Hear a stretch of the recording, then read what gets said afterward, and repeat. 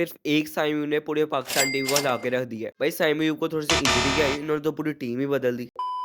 तो अगर तुम लोगों को नहीं पता तो पाकिस्तान का चैंपियन ट्रॉफी का स्क्वाड आ चुका है और फाइनली आ चुका है। तो क्या नाचो मैं? लेकिन स्क्वाड में इतने सरप्राइजेस है, मुझे तो लग रहा है मेरी जिंदगी से ज्यादा सरप्राइजेस तो इस स्क्वाड में भरे हुए हैं। इधर न्यू एंट्रीज आई है, जिसमें से पहला शॉकिंग एंट्री है फहीम अशरफ की, जिसने लास्ट ओडीआई मेरे ख्याल में पाकिस्तान इंडिया के एशिया कप में खेला था, जिसने 10 ओवर में से 70 रन खाए थे। तो रुको जरा, सबर करो। और दूसरी शॉकिंग एंट्री है उस्मान खान की, जिसने ओडीआई नहीं खेला। लेकिन पूरी डिटेल में बात करूंगा। सबसे पहले तुम लोगों को मैं स्क्वाड ब्रेकर सुना देता हूँ कि कौन कौन आया है। सबसे पहले हमारे पास बैटर्स में है बाबर आजम, फखर जमान, कामरान गुलाम, साउशकील और तैयब ताहिर। ऑलराउंडर्स में हमारे पास है फहीम अशरफ, फजल शाह और सलमान अली आगा, जो कि वाइस कैप्टन भी होगा। विकेट कीपर में पास है मोहम्मद रिजवान कैप्टन और Usman Khan. Control.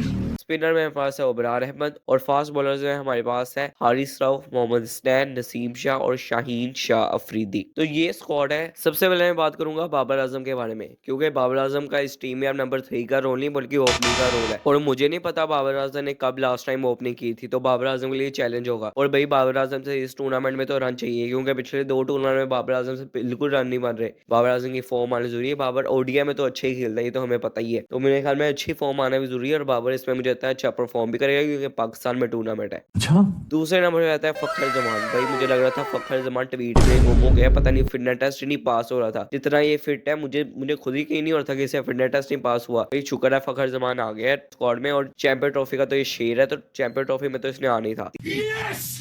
Hell yeah! Hey, come on, baby! Come on! तीसरे नंबर पे है कामरान गुलाम। अब ये हमारे लिए मिडिल ऑर्डर के लिए सेट बैट्समैन है, और हमने ये और सिलेक्टर्स ने अच्छा किया कि कामरान गुलाम को रखा, क्योंकि साउथ अफ्रीका सीरीज में भी इसने मेरे ख्याल में ओडीआई में टी20 की इनिंग्स खेल दी थी।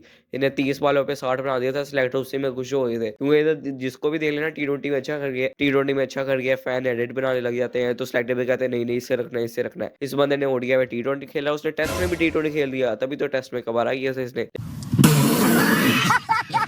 लेकिन यार ये ओडीआई का अच्छा प्लेयर है, तो ओडीआई में तो इसने सही किया था, तो इधर इसकी बनती है जगह। आगे आगे साउशकील ने last time ODI world cup खेला था, और उसके बाद अब आ रहा है साउशकील आया था। साउशकील की जगह सही बन रही है मेरे ख्याल में। इनके पास और कोई बैटर भी नहीं है, इन्होंने ज्यादा पूल भराए नहीं, और मेरे ख्याल में इतने बैटर्स भी नहीं है इनके पास, तो इन्होंने साउशकील को ही रखा है, और मेरे ख्याल में सही है यार। साउशकील ओडीआई में तो सही खेलता है। नाइस। नंबर 5 पे जो है वो है तैयब ताहिर। अब मुझे नहीं पता इसे किस बेसिस पे इसे सिलेक्ट किया गया है, क्योंकि इसकी ना परफॉर्मेंस है ना इसे खिलाया गया है। भाई एक मैच भी नहीं बताया, मुझे लगता है जिम्बाब्वे में से खिलाया है, लेकिन उधर भी इसकी कोई परफॉर्मेंस नहीं है। भाई इसे किस बेसिस पे सिलेक्ट किया? अगर हम इसे ड्रॉप करके कोई ओपनर रख देना, क्योंकि हमारे एक स्क्वाड में माशाल्लाह से एक ओपनर भी नहीं है सवाए फखर जमान के। भाई इतनी क्या मजबूरी थी कि तैयब ताहिर को लेना पड़े? इसकी जगह कोई हम ओपनर भी रख सकते थे, जैसे अब्दुल्ला शफीक हो गया, इमामुल हक हो गया, अगर शान मसूद हो गया। मेरे ख्याल में स्क्वाड में शान मसूद की कमी थी। अगर आपको नहीं कोई अच्छा ओपनर मिल रहा, तो शान मसूद भाई साहब सामने गली के सामने बैठा था कि मुझे तो कर लो सिलेक्ट, मैं इतने रन बना रहा हूँ। अब तो मेरी कैप्टनसी भी जाने लगी है टेस्ट की, अब तो मुझे ओडीआई में रख लो, मेरा ओडीआई में चांस बन जाए। वो भी यार रोड है, वो कहता है यार कोई तो चांस दे दो।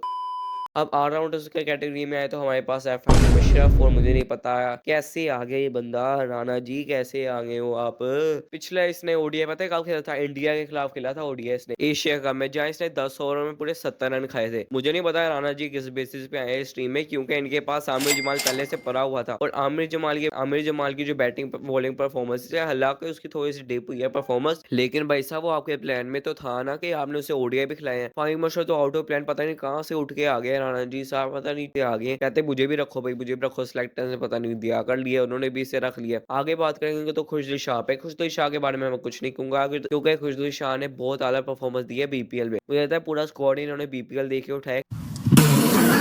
खुशदिल शाह ने वैसे बहुत आला परफॉर्मेंस दिया है। अगर हमारे पास ये फिनिशर एक ही था तो फिनिशर यही है, क्योंकि सारे तो फिनिशर ने बाहर निकालते हैं। इरफान खान अजी की भी इतनी अच्छी परफॉर्मेंस दी है, लेकिन उसकी एबिलिटी पे कोई शक नहीं है, तो उसे तो निकाल दिया इन्होंने। तो इधर खुशदिल शाह रखा है इन्होंने। चाचू तो हमारे पता नहीं कौन सी दास्तान में थे, पता नहीं कौन से जमाने में थे हमारे पास, अब तो वो भी नहीं नजर आते। तो खुशदिल शाह हमारे पास एक ही ऑप्शन, और वही इन्होंने खुशदिल शाह को सिलेक्ट किया, और मेरे ख्याल में बहुत आला चॉइस थी, क्योंकि खुशदिल शाह भी एक अच्छा फिनिशर है, उसकी फॉर्म ही बड़ी आला लगी है। उसके बाद सलमान अली आगा, जिसको तो मैं कोई शक नहीं है, उसकी ओडीआई की परफॉर्मेंस बहुत आला है, क्योंकि सलमान अली आगा आपको बॉलिंग में भी अच्छा कर देता है और बैटिंग में भी। सेम हमने साउथ अफ्रीका सीरीज में इसकी बैटिंग और बॉलिंग दोनों देख ली है। उसका बस टी20 सीरीज में जो इसका बैकलैश मिला था, उसकी वजह से इसकी मेंटल सारी हेल्थ चली गई है, इस वजह से टेस्ट में भी नहीं रन बने। लेकिन ओडीआई में बहुत आला प्लेयर है, बॉलिंग भी अच्छी करा लेता है और बैटिंग भी अच्छी करा लेता है, तो ये सही है। अगर बाद में करेंगे तो कैप्टन मोहम्मद रिजवान, जो कि अपनी 4th पोजीशन निकाल के रखेंगे और वो तो खेलेंगे खेलेंगे, कैप्टन है। बाद में आता है उस्मान खान। उस्मान खान किस बेसिस पे है मुझे समझ नहीं आ रही, हमारे लिए मजबूरी बन गई है, क्योंकि यूएई के साथ ने कॉन्ट्रैक्ट तोड़ दिया था, तो इस वजह से पाकिस्तान आ गया। अब पाकिस्तान सिलेक्टर इसे देख रहे हैं और इसे हम पाकिस्तान सिलेक्टर ये इसकी तरफ देख रहा हूँ, ये पाकिस्तान सिलेक्टर की तरफ देख रहा है कि भाई मैंने तो तुम लोगों के कहने पर यूएई का कॉन्ट्रैक्ट तोड़ दिया, अब तुम लोग मुझे खिलाओ। तो सिलेक्टर की मजबूरी बनी हुई है इसे खिलाना, और चैंपियन ट्रॉफी का स्क्वाड है, हालांकि इसने एक ओडीआई नहीं खेला पाकिस्तान के लिए। भाई साहब, एक बंदा जिसने एक ओडीआई भी ना खेला और तुम लोग उसे सीधा चैंपियन ट्रॉफी के स्क्वाड में डाल दो यार, ये सिलेक्टर के लिए तो मेरे ख्याल में ताली होनी चाहिए, क्योंकि क्या कहूँ यार, है उस्मान खान वो भी स्क्वाड में, वो भी चैंपियन ट्रॉफी के स्क्वाड में। अगर आपने बैकअप विकेट कीपर रखना तो आप हसीबुल्ला के साथ जा सकते थे। भाई साहब, वो एक अच्छा ऑप्शन इनके प्लान में तो था ना कि ये अच्छी परफॉर्मेंस भी दे रहा है। ऑस्ट्रेलिया में भी उसने अच्छी परफॉर्मेंस देखी। उस्मान खान इन पिचेस में तो बिल्कुल वो अच्छा खेल जाता है, लेकिन मेरा ख्याल में जो प्लान में हो ना वो बंदा सही है। उस्मान खान शायद कोई क्लिक कर जाए हमारे लिए, एक आउट ऑफ द प्लान आ जाए, अच्छा खेल जाए, मुझे नहीं पता, लेकिन एक प्लान में होता है ना बंदा, वो प्लान में नहीं था उस्मान खान। बाद में स्पिनर है तो इब्रार अहमद, एक स्पिनर है, पता नहीं साजिद नुमान को हमने क्यों नहीं डाला। एक स्पिनर है इब्रार अहमद, उसका वो एक स्पिनर, उसके बारे में क्या बात करूँ, अच्छी बॉलिंग डाल देता है। और इन पिचेस में, यूएई की पिचेस, पाकिस्तान की पिचेस में हमें ज़्यादा स्पिनर चाहिए थे और हमने डाले कितने, एक। सेलेक्टर को फिर तारीफ देना पड़ती है,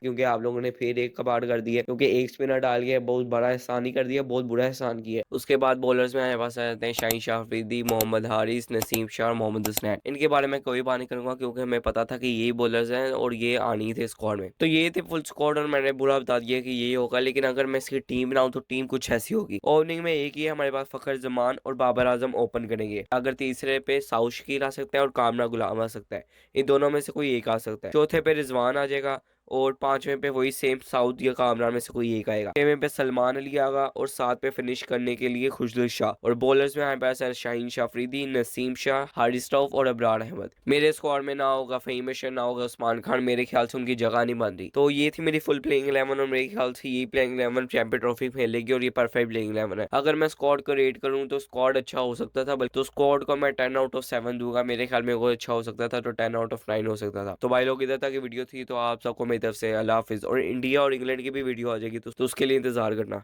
तो अल्लाह हाफिज़।